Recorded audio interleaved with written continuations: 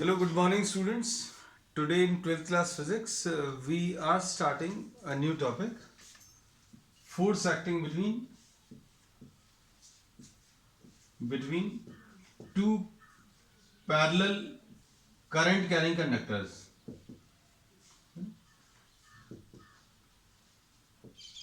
दो parallel current carrying conductors हैं बच्चों, तो उनके बीच में फोर्स लगेगा। अब फोर्स का ओरिजिन क्या है, रीजन क्या है, ये अब हम लोग इसमें डिस्कस करेंगे।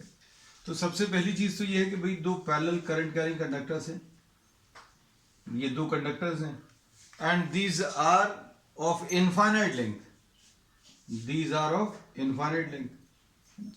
अब these will be generating what magnetic effect, ये अपना कुछ मैग्नेटिक इफेक्ट जनरेट करेगा, ये भी अपना कुछ मैग्नेटिक इफेक्ट जनरेट करेगा, और दो मैग्नेटिक फील्ड्स अगर आपस में इंटरेक्ट करेंगी, सपोज फॉर एग्जांपल इसने एक मैग्नेटिक फील्ड जनरेट करी अपने चारों तरफ, this will generate the first current carrying conductor will generate a magnetic field all around it. इसने अपनी एक मैग्नेटिक फील्ड जनरेट करी, मैग्नेटिक फील्ड की वैल्यू कैसे निकालते हैं वो सब अभी हम लोग डिस्कस करेंगे। तो इसने एक मैग्नेटिक फील्ड जनरेट करी, अब इसके बारे में सोचो, this second conductor is placed in a magnetic field which is generated by the first. ये एक करंट कैरिंग कंडक्टर है जो कि मैग्नेटिक फील्ड में रखा हुआ है। तो करंट कैरिंग कंडक्टर अगर किसी मैग्नेटिक फील्ड में रखा है तो उसके ऊपर फोर्स लगेगा, therefore we say that a force acts on it.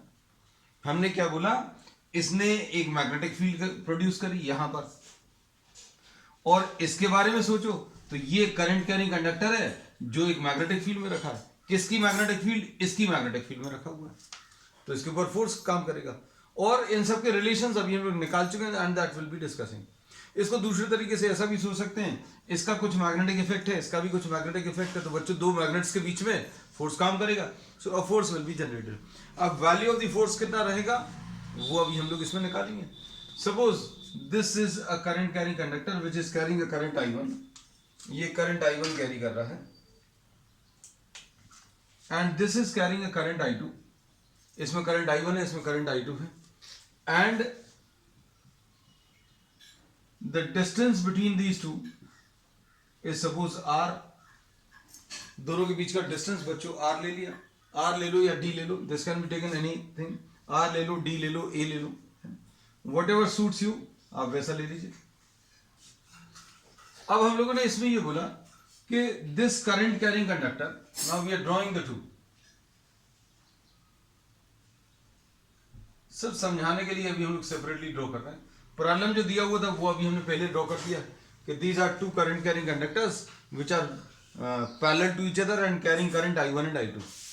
Now suppose if we consider this current carrying conductor I1, this will generate a magnetic field. ये बच्चों एक मैग्नेटिक फील्ड जनरेट करेगा, और ये कैसी मैग्नेटिक फील्ड जनरेट करेगा, ये एक मैग्नेटिक फील्ड जनरेट करेगा जिसकी वैल्यू कितनी आ जाएगी, B1 will be equal to mu 0 I1 upon 2 pi R या 2 pi D लिख लेना है। Magnetic field which is generated by the first current carrying conductor at a distance D।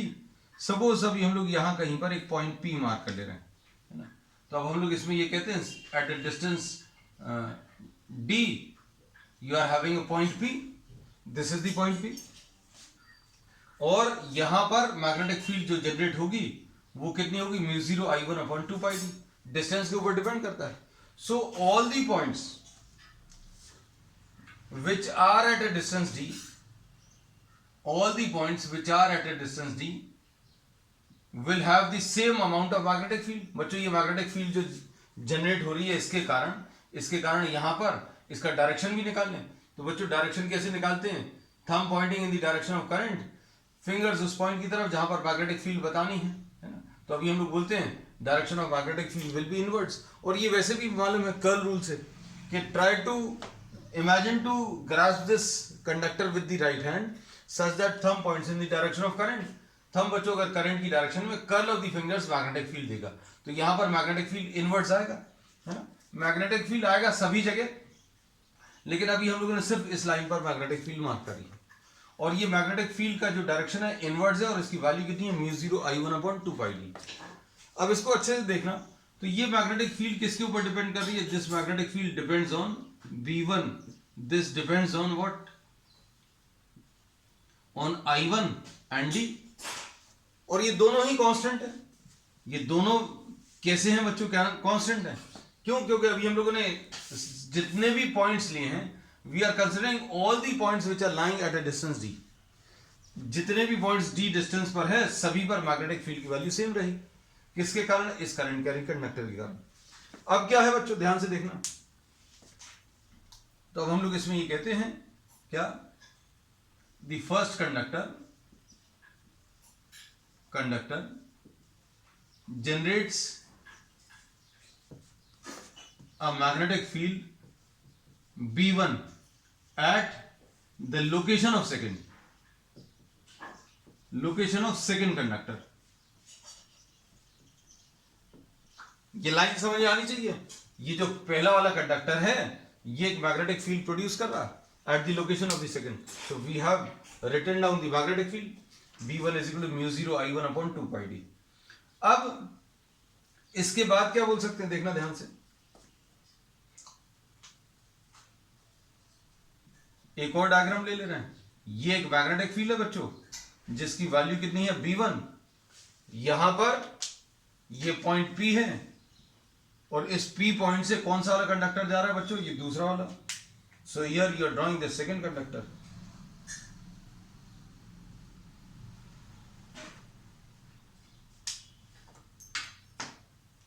This is the second conductor. This is carrying a current I2। तो अगर कोई conductor अगर किसी magnetic field में रखा है, तो उसके ऊपर एक फोर्स काम करता है ना। और फोर्स की वैल्यू कैसे मिलती है बच्चों? Now the second conductor carrying current I2 is placed in magnetic field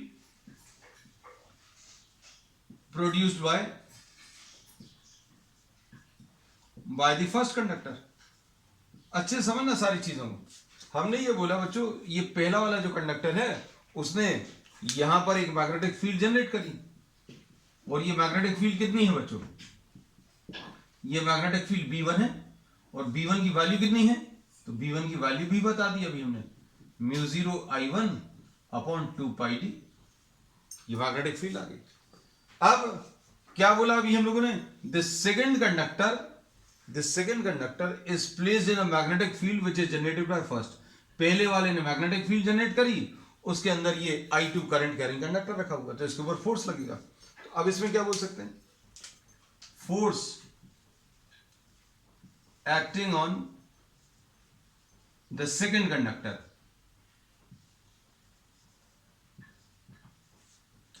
this will be equal to F21। इसको force acting on the second conductor due to first। ये कितना आ जाएगा, फोर्स कैसे मिलता है, I2। This is the second conductor, इसके अंदर करंट कितना बच्चों, I2 into L into B1। सारी चीजों को अच्छे से समझना। अभी हमने बोला इसने मैग्नेटिक फील्ड B1 जनरेट करी, और इसमें करंट कैरिंग कंडक्टर जो कि करंट I2 ले जा रहा है, वो रखा हुआ है। तो force acting on the second conductor I2 into L into B1 आ जाएगा। अब बच्चों बस आपको B1 की वैल्यू रखनी है, तो ये कितना आ जाएगा। अब इसमें साइन थीटा क्यों नहीं लिखा, रीजन क्या है, क्योंकि ये करंट कैरिंग कंडक्टर का डायरेक्शन और मैग्नेटिक फील्ड का डायरेक्शन दोनों परपेंडिकुलर है। तो अगर आपको लिखना भी है, तो ये साइन 90 आ जाएगा। तो ये कितना आ जाएगा, I2 into L into B1 कितना है, mu 0 I1 upon 2 pi D। तो फोर्स कितना आ जाएगा बच्चों इसके ऊपर, force acting on the second conductor due to first will be equal to mu 0 I1 I2 into L upon 2 pi D। और force acting per unit length अगर आपको निकालना है, तो F21 divided by L will be equal to mu 0 I1 I2 upon 2 pi D। तो ये force acting per unit length on the length of the second conductor है। और इसका आप डायरेक्शन बताएंगे, तो डायरेक्शन कैसे बताते हैं बच्चों, डायरेक्शन निकालने के लिए अभी हम लोग इसका यूज करेंगे, इसका वेक्टर फॉर्म। इसका वेक्टर फॉर्म याद है, इसका वेक्टर फॉर्म क्या था, F is equal to I L cross B. अब इसमें देखो, इसमें एल के फर्स्ट वेक्टर जो है उसको सेकंड वेक्टर की तरफ रोटेट करो। फर्स्ट वेक्टर बच्चों ये वाला है, करंट का डायरेक्शन, मैग्नेटिक फील्ड अंदर की तरफ है ना। तो direction of the curl of the fingers will be in a direction from the first vector toward second vector. पहले वेक्टर को सेकंड वेक्टर की तरफ रोटेट करो तो ऐसा कुछ कर्ल आएगा, है ना, और ये डायरेक्शन ऑफ फोर्स दे देगा। So this will be the direction of force. तो F21 की वैल्यू कितनी आ जाएगी, μ0 I1 I2 upon 2 pi D, and direction बच्चों लेफ्ट की तरफ आएगा। अब देखो ये जो अभी हम लोगों ने पूरा कैलकुलेशन किया, ये सारा अभी हम आपको रिपीट करके बताएंगे किसके लिए, लेकिन force acting on the first.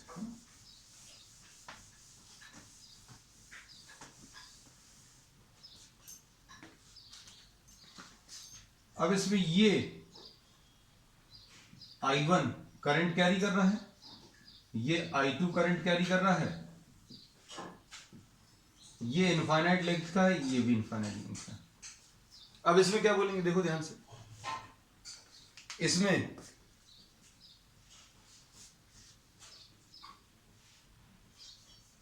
The second conductor,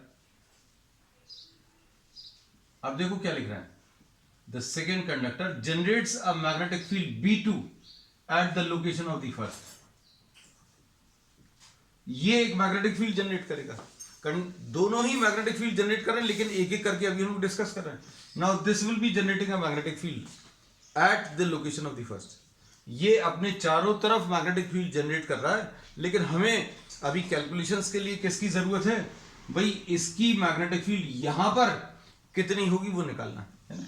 तो अब हम लोग इसको सपोज यहां कहीं पर P डैश पॉइंट मार्क करते हैं, और P डैश पॉइंट का डिस्टेंस बच्चों कितना है, D है। अब इसके कारण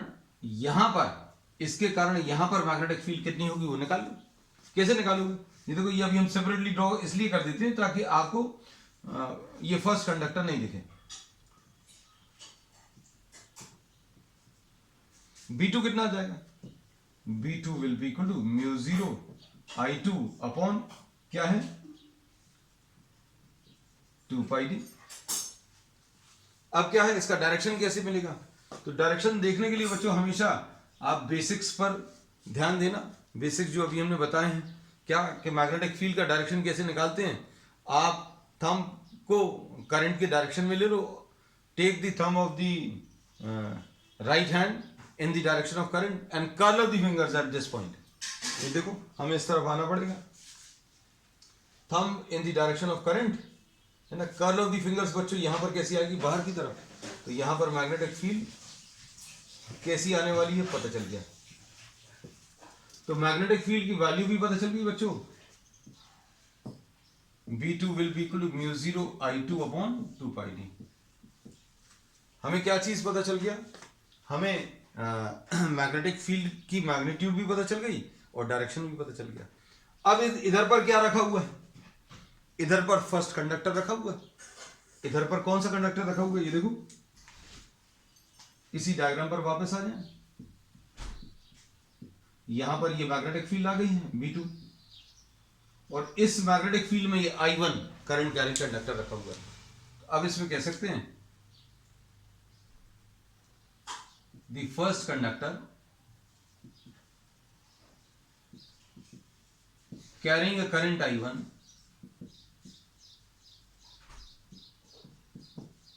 is placed in magnetic field produced by second।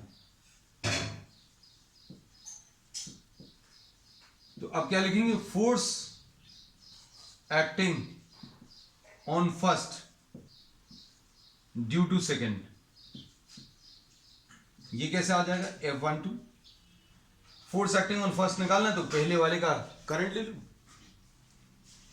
ये पहले वाले के ऊपर आपको फोर्स निकाला, तो इसके अंदर करंट कितना I1 L लिख लो। अब ये किस मैग्नेटिक फील्ड में रखा हुआ है, तो बच्चों ये रखा हुआ है B2 में। इसने मैग्नेटिक फील्ड जनरेट करी और इसमें ये करंट कैरिंग कंडक्टर रखा हुआ है ना। तो ये लिखा हुआ है कि the first conductor carrying a current I1 is placed in a magnetic field produced by second, है ना। तो यहां पर ये B2 आ जाएगा। इसकी मैग्नेटिक फील्ड B2 में ये I1 रखा हुआ है ना। तो ये कितना आ जाएगा, ये I1 है, L है, और B2 की वैल्यू कितनी है बच्चों, μ0 I2 अपॉन 2πd। अब इसको अगर आप देखो तो F12 divided by L, force acting per unit length will be equal to μ0 I1 I2 upon 2πd। This is the answer. तो ये देखो, ये दोनों रिलेशन जो हैं ये परफेक्टली सेम आए हैं। तो force acting per unit length का भी हमने निकाला। डायरेक्शन ऑफ द फोर्स कैसे निकालते हैं, इधर साइन 90 भी लिखते हैं ना। इसका भी रीजन यही है कि करंट कैरिंग कंडक्टर और मैग्नेटिक फील्ड, इन दोनों के बीच में एंगल बच्चों कितना, 90 डिग्री। मैग्नेटिक फील्ड बाहर की तरफ है, ये करंट कैरिंग कंडक्टर है ना। तो अगर आप इसको देखो तो ये करंट का डायरेक्शन है और ये मैग्नेटिक फील्ड का डायरेक्शन है। अब इसके बाद डायरेक्शन कैसे निकालते हैं, तो डायरेक्शन निकालने का तरीका क्या है, आप इसको देखो, इसका जो वेक्टर फॉर्म है I L क्रॉस B, ये फोर्स कैलकुलेट करने का वेक्टर फार्मूला है। अब थंब को आप करंट की डायरेक्शन में ले लो, थंब को करंट की डायरेक्शन में, और रोटेट करो, इसमें rotate the fingers from first vector towards second vector. पहले वेक्टर को दूसरे वेक्टर की तरफ रोटेट करो। ये पहला वेक्टर है बच्चों और सेकंड वेक्टर बाहर की तरफ है।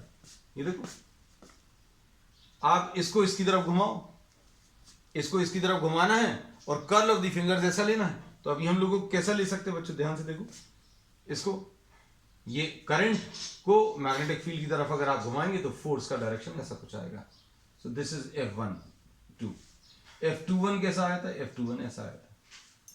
तो इसका मतलब क्या है, इसका मतलब यह है कि अगर दो करंट कैरिंग कंडक्टर्स अगर सेम डायरेक्शन में करंट कैरी कर रहे हैं then they will attract each other. अगर दो current carrying conductors same direction में करंट कैरी कर रहे हैं then they will attract each other. अब देखो ध्यान से,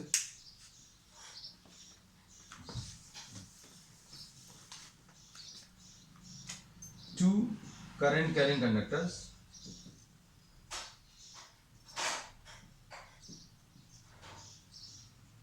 two parallel current carrying conductors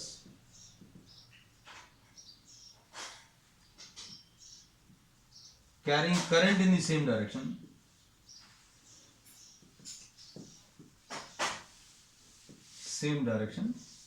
attract each other।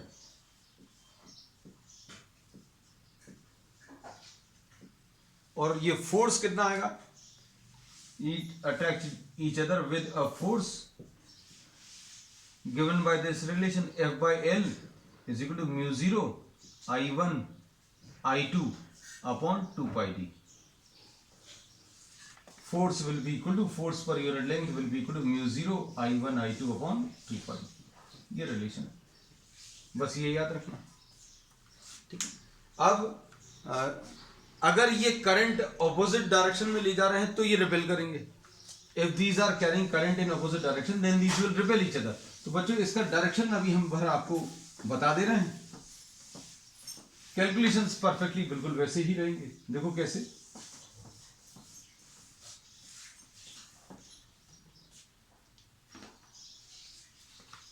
Suppose ये एक करंट कैरिंग कंडक्टर है जो कि करंट I1 ले जा रहा है, ठीक है, और ये एक और करंट कैरिंग कंडक्टर है जो कि करंट I2 ले जा रहा है। अब इसके कारण मैग्नेटिक फील्ड यहां पर कैसी आएगी, इसके कारण यहां पर मैग्नेटिक फील्ड बच्चों भी हम लोग बता सकते हैं, thumb pointing in the direction of current, curl of the fingers इस पॉइंट पर कैसी आएगी, अंदर की तरफ। ये देखो, ये तरीका अभी हम लोग ज्यादा अच्छा लगा, क्या कि ये रेड कलर का करंट है और इसकी मैग्नेटिक फील्ड ये रेड कलर की मार्क कर दी। अब ये रेड कलर की जो मैग्नेटिक फील्ड है उसको रेड कलर में लिख देना है, B1 will be equal to μ0 I1 upon 2πd। अब इसके अंदर क्या रखा हुआ है, इसके अंदर ये सेकंड कंडक्टर रखा हुआ है। ये पिछले केस से कैसे अलग है, इसमें करंट ऊपर की तरफ जा रहा है, करंट नीचे की तरफ, करंट ऑपोजिट डायरेक्शन में। अब देखो, अब इसमें इसके ऊपर फोर्स कैसे मिलेगा बच्चों? वो F2 will be equal to अब इसके ऊपर आप निकाल रहे हो, ध्यान से देखना। F2 अगर निकालना है, force acting on the second will be equal to I2 into L into क्या? B1। I2 into L into B1। इसने ये रेड कलर की मैग्नेटिक फील्ड जनरेट करी अंदर की तरफ। कलर नहीं होता बच्चों, सर समझाने के लिए बोला। इसने एक मैग्नेटिक फील्ड जनरेट करी यहां पर, जो कि अंदर की तरफ है, और ये एक करंट कैरिंग कंडक्टर है जो कि इस B2 में रखा हुआ है। तो फोर्स कितना आ जाएगा सेकंड वाले के ऊपर? I2 L B1। तो I2 तो ये लिखा हुआ है और L लिखा हुआ है, B1 की वैल्यू μ0 I1 अपॉन 2πd। तो बच्चों ये कैलकुलेशंस अभी हमने इसलिए बता दिए, ये दिखाने के लिए कि कैलकुलेशंस परफेक्टली सेम आएंगे। μ0 I1 I2 अपॉन 2πd, क्योंकि बुक्स में आपको सिर्फ एक ही डायरेक्शन में करंट कैरी कर रहा है, इसके कैलकुलेशन दिखाए रहते हैं, है ना। अब इसका डायरेक्शन कैसे पता चलेगा? तो डायरेक्शन निकालने के लिए अभी हम लोगों ने बोला कि आप वेक्टर फॉर्म याद रखो, force will be equal to I L cross B। पहले वेक्टर को दूसरे वेक्टर की तरफ घुमाओ और वैसा कर्ल ऑफ द फिंगर्स ले लो, है ना। अब पहला वेक्टर बच्चों कैसा है? पहला वेक्टर मतलब करंट, इसमें करंट नीचे की तरफ है, मैग्नेटिक फील्ड अंदर की तरफ है। तो आप करंट को मैग्नेटिक फील्ड की तरफ घुमाएंगे तो फोर्स कैसा आ जाएगा? ये फोर्स ऐसा आ जाएगा, force acting on second due to first. ठीक है, अब इसके बाद दूसरा डायग्राम ले लेते हैं।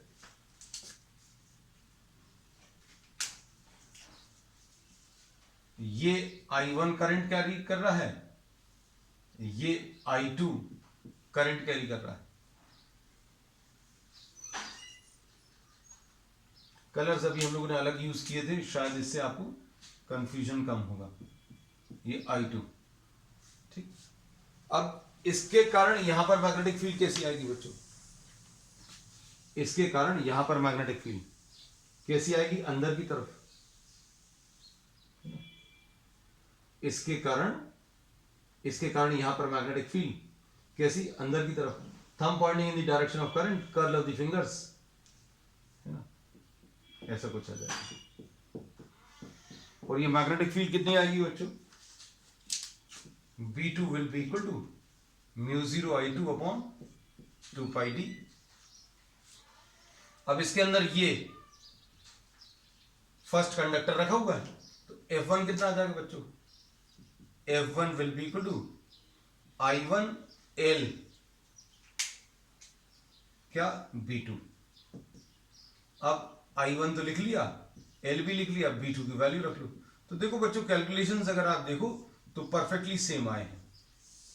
F1 by L will be equal to μ0 I1 I2 upon 2πd। Direction कैसे बताओगे? इसमें पहले वेक्टर को दूसरे वेक्टर की तरफ रोटेट करो, पहले वेक्टर को दूसरे वेक्टर की तरफ रोटेट करना। ये पहला वेक्टर है, दूसरा वेक्टर इधर है, इसको रोटेट करो और जिस डायरेक्शन में ये रोटेशन आ रहा है उस डायरेक्शन में आप कर्ल ऑफ द फिंगर से लो, तो ये डायरेक्शन ऑफ फोर्स आ जाएगा बच्चों। तो इसके ऊपर फोर्स F1, तो ये F2 ऐसा आ रहा था, F1 ऐसा आ गया। तो अब इसमें क्या पता चल रहा है? Two conductors carrying current in opposite direction repel each other, बस ये याद रखना। और अगर सेम डायरेक्शन में तो अट्रैक्ट ईच अदर, है ना। तो बच्चों अब इस पर बेस्ड हम लोग, इसी पर बेस्ड बच्चों डेफिनेशन है किसकी? एम्पियर की। आप लोगों ने डायमेंशनल एनालिसिस में अगर याद हो 11th क्लास में करंट की एक वो जो 7 फंडामेंटल क्वांटिटीज अभी हम लोग पढ़ते थे, उसकी एक बहुत लंबी चौड़ी सी डेफिनेशन होती थी, है ना। तो अब वो इसी की वजह से F is equal to μ0 I1 I2 upon 2 pi d। अब इसमें अभी हम लोग कैसा बोलते हैं, इसमें आप फोर्स, ये देखना I1 और I2 1 एम्पियर अगर है, d की वैल्यू 1 मीटर अगर है ना, और L जो है 1 मीटर है, तो फोर्स कितना आ जाएगा। सारी चीजें आपने 1 ले ली तो ये 1 हो गया, म्यू 0 अपॉन 2 पाई बचेगा, तो म्यू 0 अपॉन 2 पाई बच्चों कितना होता है, म्यू 0 अपॉन 2 पाई की वैल्यू याद नहीं हो, ये अभी हम लोग बोलते हैं कितनी, 2 इंटू 10⁻⁻7। म्यू 0 अपॉन 4 पाई की वैल्यू बच्चों कितनी होती है, 10⁻⁻7 है ना। तो म्यू 0 अपॉन 2 पाई की वैल्यू 2 इंटू 10⁻⁻7, ये 1 मीटर है, ये 1 है, ये 1 है और ये 1।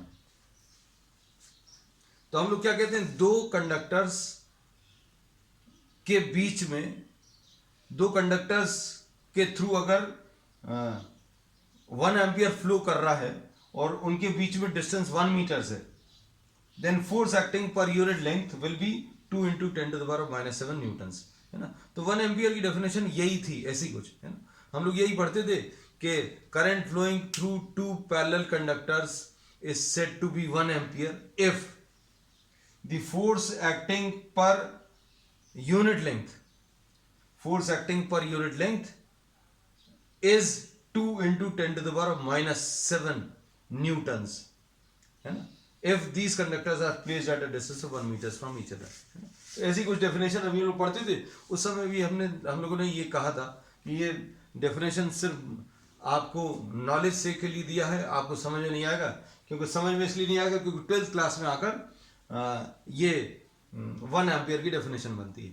तो 1 एम्पियर कब कहलाता है, दो कंडक्टर्स जो कि 1 मीटर दूर पर रखे हुए हैं, ये दोनों कंडक्टर्स जो हैं 1 मीटर डिस्टेंस पर रखे हैं और ये same amount of current carry कर रहे हैं, और इनके बीच में force acting per unit length अगर 2 इंटू 10⁻⁻7 है, तो इन दोनों में जो करंट फ्लो कर रहा है वो 1 एम्पियर कहलाएगा। हमने क्या बोला, दो पैरेलल कंडक्टर्स हैं जो कि 1 मीटर डिस्टेंस पर रखे हुए हैं, and these are carrying current, these are carrying same amount of current, और ये same amount of current 1 ampere कब कहलाएगा, when force acting per unit length of these conductors will be 2 into 10⁻⁻7 newtons per metre. चलो अब इस पर base अभी एक प्रॉब्लम ले ले रहे हैं आज।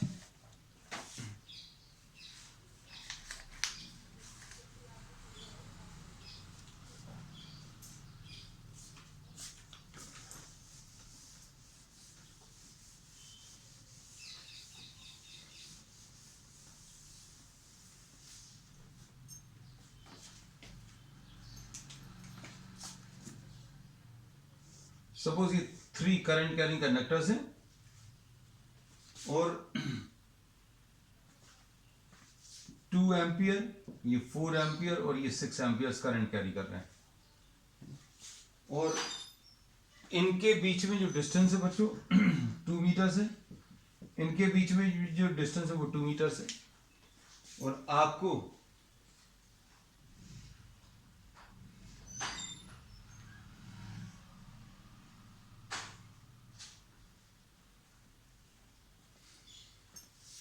ये P है वायर, ये Q है, ये R है। Find the force acting on Q, take length 10 centimetre. अब देखो, अभी ये जो करंट कैरी कर रहे हैं, these are carrying current in the same direction. अगर ये करंट सेम डायरेक्शन में कैरी कर रहे हैं तो क्या बोलेंगे बच्चों, ये force acting on Q due to R, क्योंकि ये एक दूसरे को अट्रैक्ट करेंगे, ये इसकी तरफ अट्रैक्ट होगा, ये इसकी तरफ अट्रैक्ट होगा, तो force acting on Q due to p, ऐसा कुछ आएगा। अब force acting on Q due to r and force acting on Q due to p निकाल लो।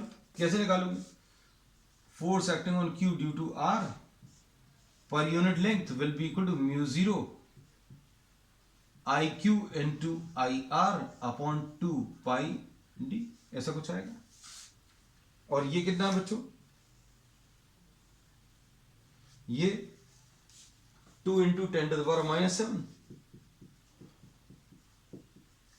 और आई क्यू और आई आर कितना है बच्चों, 4 इंटू 6,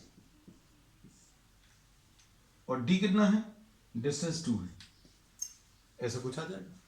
बच्चों ये जो फोर्स है ये बहुत कम फोर्स होता है, ये जो force acting between current carrying conductors है ये बहुत कम क्यों होता है, क्योंकि ये देखो ये हमेशा 10⁻⁻⁷ से मल्टीप्लाई होगा, इसके कारण ये फोर्स कम आता है।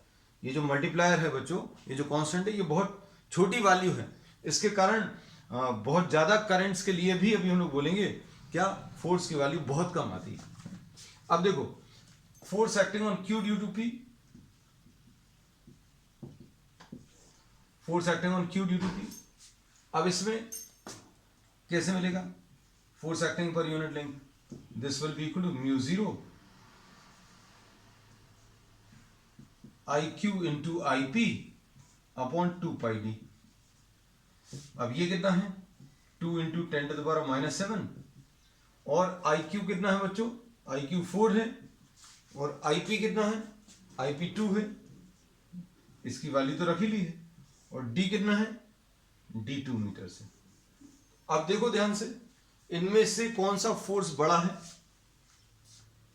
फोर्स कौन सा वाला बड़ा हुआ, जिनके प्रोडक्ट ऑफ करंट्स 4 इंटू 6 24, इन दोनों का प्रोडक्ट 4 इंटू 2, ऐसा कुछ है ना। So we say that this will be larger, F q r will be greater than F q p. तो अब हम लोग इसमें बोल सकते हैं ये कितना आ जाएगा,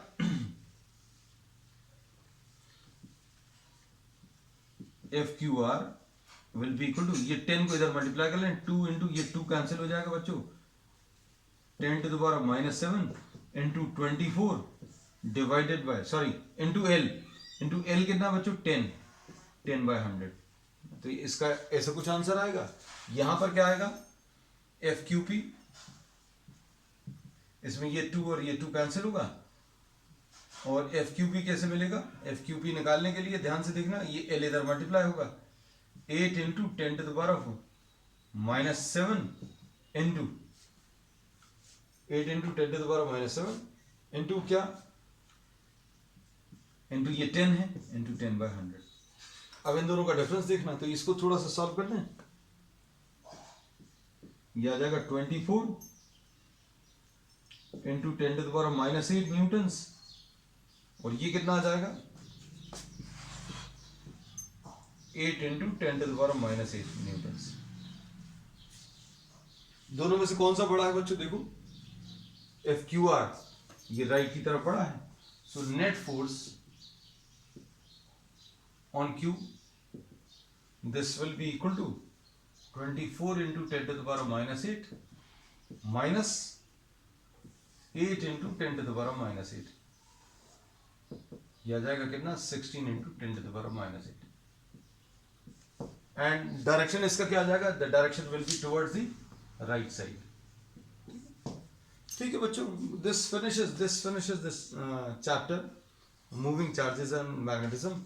अब नेक्स्ट टर्न पर अभी हम लोग इसके NCERT chapter and exercise start करेंगे, and after that we'll be starting the next chapter. That's all for today.